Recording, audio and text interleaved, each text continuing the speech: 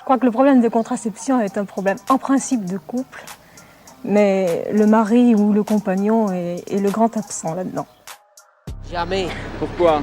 Je ne vais pas. Pourquoi? Parce que l'homme il doit rester homme toute la vie. C'est certain, ça libérera la femme.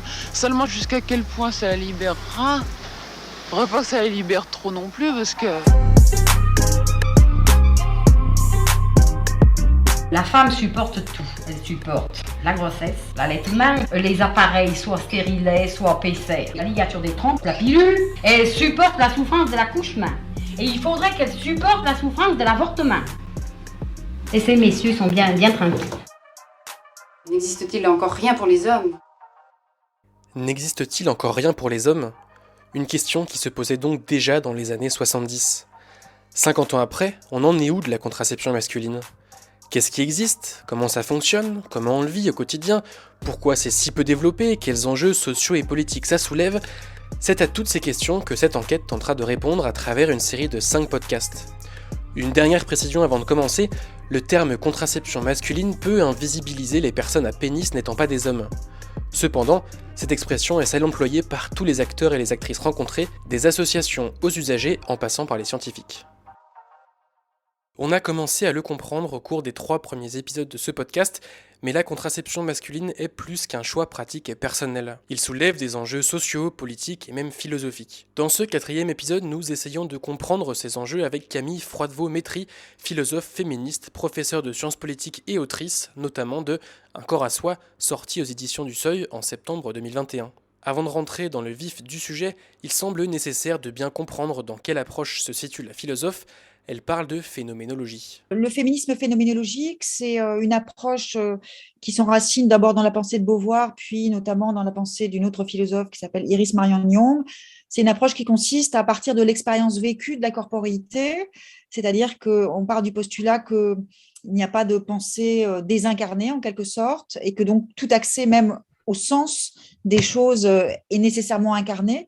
Et appliqué au féminisme, ça donne une réflexion qui considère que le corps des femmes est à la fois le lieu par excellence de la domination masculine, il est aussi un vecteur privilégié de l'émancipation. Pour résumer, c'est une approche qui remet un peu le corps des femmes au centre du féminisme. Ce n'est pas la première fois dans l'histoire, mais disons qu'il y a eu une longue période durant laquelle c'était un peu occulté.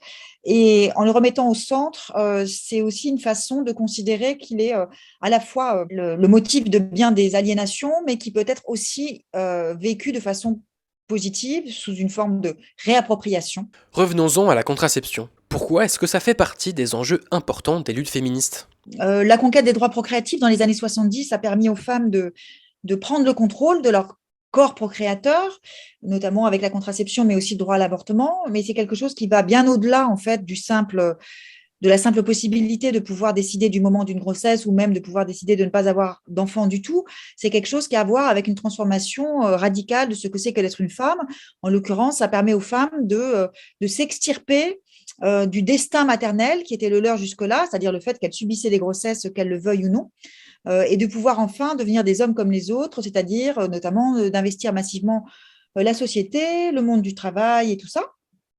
Ce qui va finalement marquer vraiment une inflexion, même presque une mutation dans l'histoire de l'humanité, puisque en pouvant prendre le contrôle de leur nature procréatrice, les femmes cessent d'être des corps-objets, des corps destinés à remplir cette fonction maternelle, et elles peuvent devenir des individus comme les autres. Vous savez peut-être ce qu'est la charge mentale, c'est-à-dire le fait pour une femme dans un couple hétérosexuel de devoir toujours penser aux tâches ménagères et à la gestion du foyer. Mais avez-vous déjà entendu parler de charge contraceptive? La charge contraceptive, c'est une des nombreuses charges qui pèsent sur les femmes dans une société patriarcale.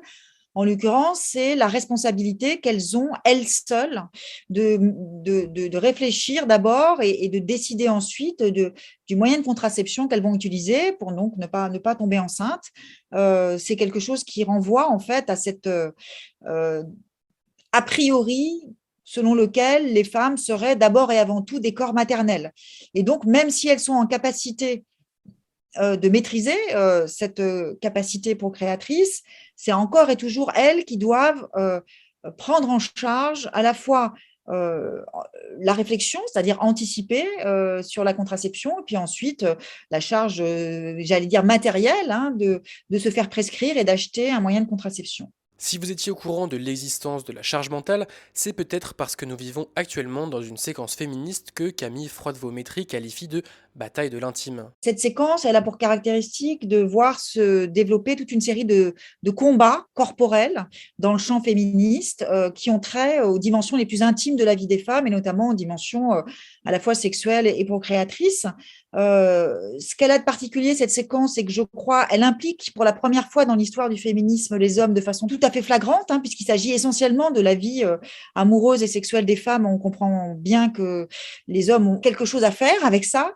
Je veux dire par là qu'ils sont, je crois, confrontés de façon cette fois-ci assez frontale à ces combats autour des thématiques corporelles, ce qui a produit effectivement quelques premiers frémissements en termes de prise de conscience.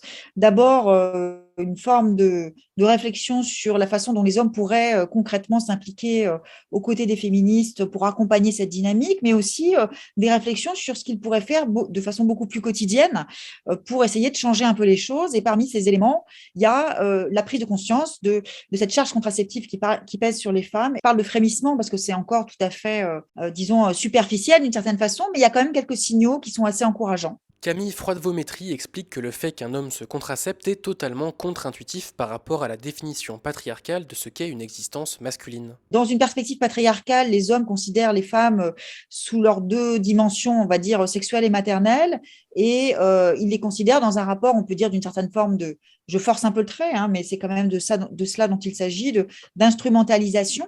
Et le fait de retourner complètement cette perspective et de considérer que, en tant qu'homme, on peut soi-même s'impliquer dans la question du projet familial, du projet d'enfant ou plus exactement du non-projet d'enfant, c'est une approche qui, pour moi, est vraiment très explicitement et très directement féministe. C'est typiquement le sujet un sujet sur lequel on voit mal comment les choses peuvent avancer si les hommes ne s'en saisissent pas. De toute façon, l'histoire du corps des femmes, du point de vue de la contraception, c'est une histoire qui renvoie à un certain état de la médecine qui a longtemps été une médecine patriarcale et donc une médecine qui faisait reposer sur les femmes l'essentiel de toutes les charges qui accompagnent notamment la perspective procréatrice. Le fait qu'il y ait des hommes qui se saisissent aujourd'hui de ces sujets, c'est sans doute quelque chose, enfin c'est décisif, quoi. C'est-à-dire que c'est ce qui va permettre peut-être à certains jeunes médecins, par exemple, bien de revenir à ces questions et de réouvrir en quelque sorte le chantier médical de la contraception masculine. La formation des médecins semble bien être un enjeu majeur dans le développement de la contraception masculine. On avait déjà commencé à le comprendre, mais la contraception, féminine et masculine, est donc bien une question éminemment politique. Elle est politique dans tous les sens du terme. Par exemple, pourquoi la contraception masculine est si peu développée et répandue en France? C'est à cette question que nous tenterons de répondre dans le 5e et dernier épisode de cette série. Je crois que le problème de contraception est un problème en principe de couple, mais le mari ou le compagnon est le grand absent là-dedans. Jamais. Pourquoi? Je ne vais pas. Pourquoi? Parce que l'homme doit rester homme toute la vie. C'est certain, ça libérera la femme. Seulement jusqu'à quel point ça la libérera? Faudrait pas que ça la libère trop non plus parce que... La femme supporte tout. Elle supporte la grossesse, l'allaitement, les appareils, soit stérilets, soit PCR, la ligature des trompes, la pilule. Elle supporte la souffrance de l'accouchement. Et il faudrait qu'elle supporte la souffrance de l'avortement. Et ces messieurs sont bien tranquilles. N'existe-t-il encore rien pour les hommes?